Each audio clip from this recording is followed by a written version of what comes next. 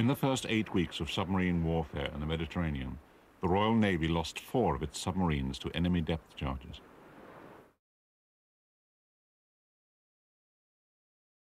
If I told you how many times I've escaped death, you wouldn't believe it. Like tossing a coin to decide which submarine to go in. I went in the Rorqual and the other fellow was sunk on his first patrol. And when I first stepped aboard, you seemed to be walking forever. You never reached the other end. She was beautiful inside.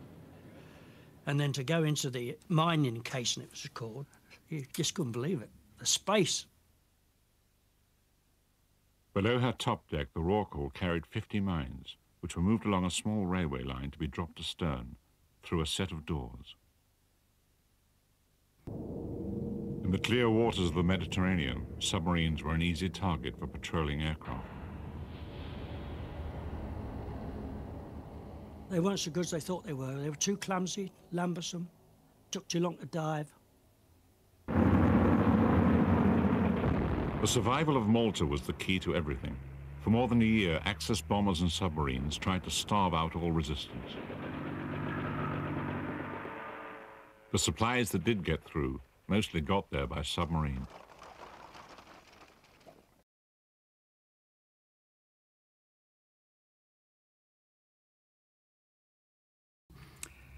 We used to take tanks full of aviation spirit for the aircraft, you see. And also inside the submarine, you couldn't bloody move. If it wasn't for the big sea-going submarines, I think Malta would have fallen, too, really. It was only the submarines that saved Malta during the war. In June 1941, command of Rorqual passed to Lieutenant Commander Lennox Napier. It was a time of great danger. On one return trip from Malta, Napier had the chance to make his first torpedo attack, but it was a near disaster for Rorqual. Your life was in his hands, and he always seemed to get out of trouble. I don't know how we got out of it, but we did. In the first 18 months of the war, German U-boats sank nearly 700 ships, equivalent to more than 3 million tons.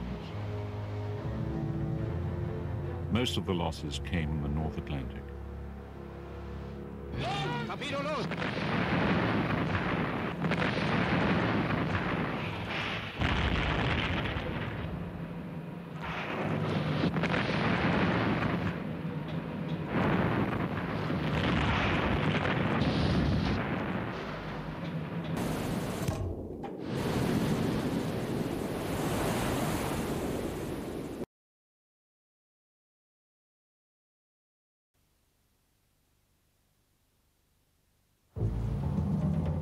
As the fighting intensified in North Africa, Rorqual was ordered to lay mines to disrupt Rommel's supply lines. We laid, I think, 2 or 3 mines, and the laying gear jammed. Well, there we were dived in very restricted and heavily patrolled waters, so there was nothing we could do. I laid the mines, and then we pulled off out of this area as soon as we could, because it was not a pleasant place to be hanging about.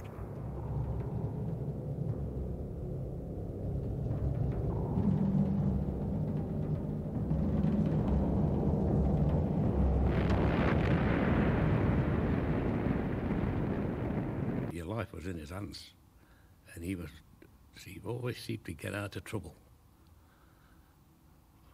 I don't know how we got out of it, but we did. But the moments of intensity and danger were interspersed with days of quiet and boredom. I used to lay in my bunk at night and have the light about that position there.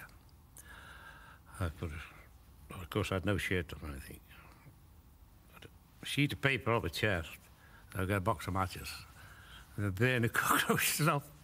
And as they fell down onto my chest, more used to come, and that used to be a pastime for a while, like, you know, then I'd get fed up with that, throw the cockroaches away and turn over.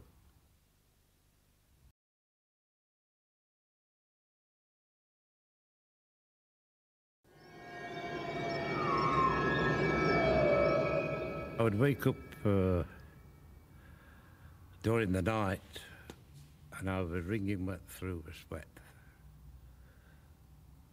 And the dream or whatever it was I'd had, nightmare, whatever it was, I'd been sunk in a submarine and I couldn't get out. And I thought, well, I've got out this time. What will happen eventually? One of these days I'm not going to wake up.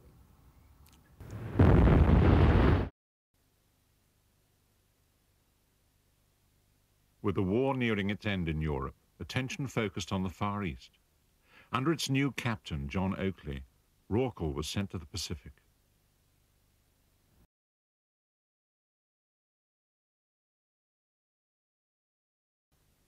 The Rorqual had made 44 war patrols, during which she laid 1,165 mines and by gunfire or torpedo sunk 15 ships.